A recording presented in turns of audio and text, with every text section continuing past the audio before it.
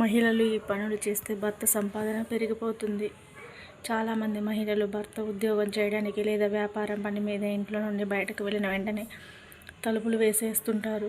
కానీ ఇలా వెంటనే తలుపులు వేసుకోకూడదు. 5 నిమిషాల తర్వాత తలుపులు వేసుకుంటే మంచిది. అలాగే భర్త ఇంట్లో నుండి బయటకు వెళ్ళిన వెంటనే ఇల్లు ఊడ్చకూడదు, తడి వస్త్రంతో తుడవకూడదు. కొంతమంది మహిళలు భర్త బయటకు వెళ్ళగానే స్నానం చేయడానికి వెళ్తుంటారు. కానీ వెంటనే స్నానానికి వెళ్లకుండా 5 నిమిషాలాగే వెళ్ళాలి.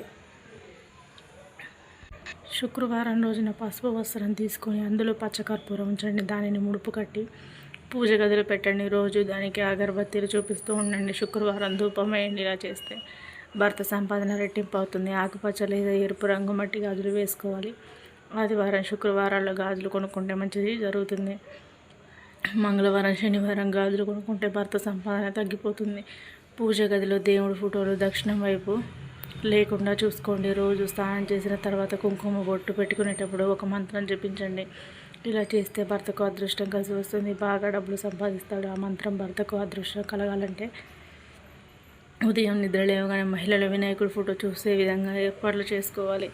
5 వారాల పాటు ప్రతి శుక్రవారం అమ్మవారికి ఎండు ద్రాక్ష నైవేద్యంగా సమర్పించాలి.